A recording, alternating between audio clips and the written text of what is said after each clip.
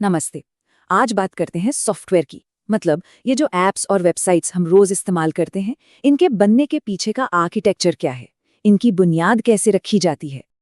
ये सवाल हम सबके दिमाग में कभी ना कभी तो आता ही है ना? कि यार कुछ ऐप्स तो हर अपडेट के साथ एकदम मक्खन जैसी हो जाती है और कुछ बस स्लो होती जाती है। तो इसका जो जवाब है ना, वो छिपा है उनके आर्किटेक्चर में। चलिए इसी गुत्थी को आज सुलझाते हैं। तो इस कहानी को शुरू से शुरू करते हैं। चलते हैं उस दौर में जब सॉफ्टवेयर बनाने का एक ही पारंपरिक तरीका हुआ करता था, जिसे हम कहते हैं मोनोलिथ का युग। तो ये मोनोलिथिक आर्किटेक्चर है क्या भला? देखिए, सीधा साधा मतलब ये है कि ऐप की हर एक चीज, यूजर इंटरफेस हो, बिजनेस लॉजिक हो, डेटाबेस हो, सब कुछ एक ही बड़े से कोड बेस में एक साथ पैक कर दिया जाता है।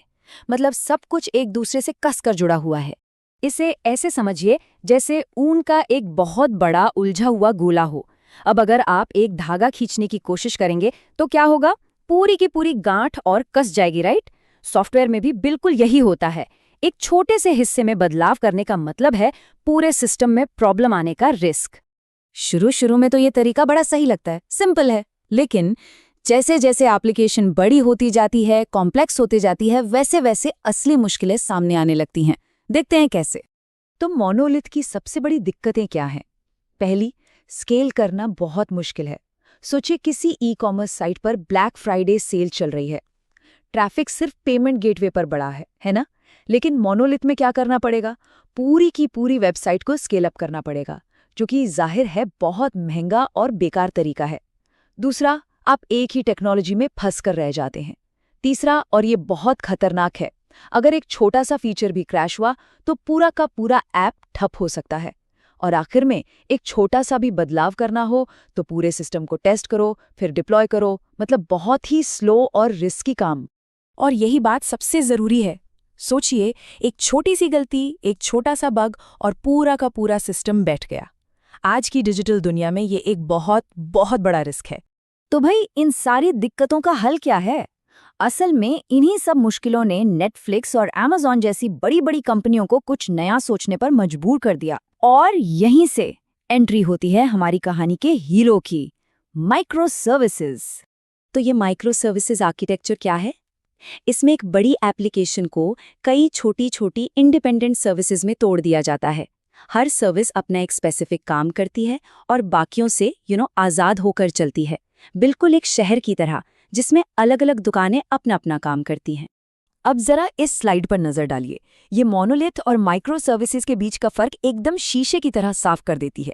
देख सकते हैं, एक तरफ मोनोलिथ है जो एक बड़ी कसकर बंधी हुई यूनिट है, और दूसरी तरफ है माइक्रो सर्विसेज जो छोटी छोटी आज़ाद सर्विसेज का एक कलेक्शन है। एक में टेक्नोलॉजी फिक्स हो जाती है, दूसरे में हर सर्विस के लिए जो बेस्ट टूल है उसे चुनने की पूरी आज़ादी मिलती है। तो चलिए अब बात करते हैं कि इस नए तरीके के फायदे क्या क्या हैं। और ये सिर्फ कोई टेक्निकल बदलाव नहीं है, ये डेवलपर्स को एक बिल्कुल नई तरह की आज़ादी देता है। तो ये हमें 4 तरह की आज़ादियां देती हैं। पहली, स्केल करने की आज़ादी। वही ब्लैक फ्राइडे सेल वाला एग्जाम्पल याद है? अब सिर्फ पेमेंट सर्विस को स्केल करो, पूरी ऐप को नहीं। कितना एफिशिएंट है। दूसरी, टेक्नोलॉजी की आज़ादी। तीसरी, फेलियर से आज़ादी। मान लीजिए सर्च फंक्शन काम नहीं कर रहा, कोई बात नहीं, वीडियो तो फिर भी देख सकते हैं। और चौथी, इनोवेशन की आज़ादी।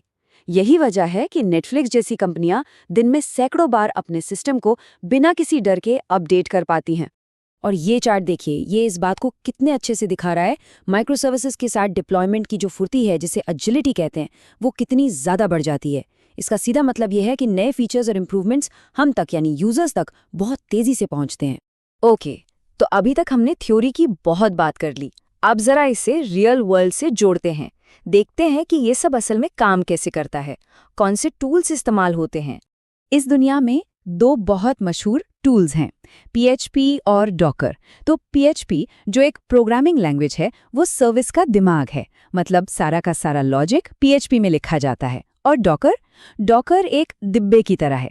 ये उस सर्विस को और उसकी ज़रूरत की हर चीज़ को एक साथ पैक करके एक सेल्फ सफिशिएंट यूनिट बना देता है।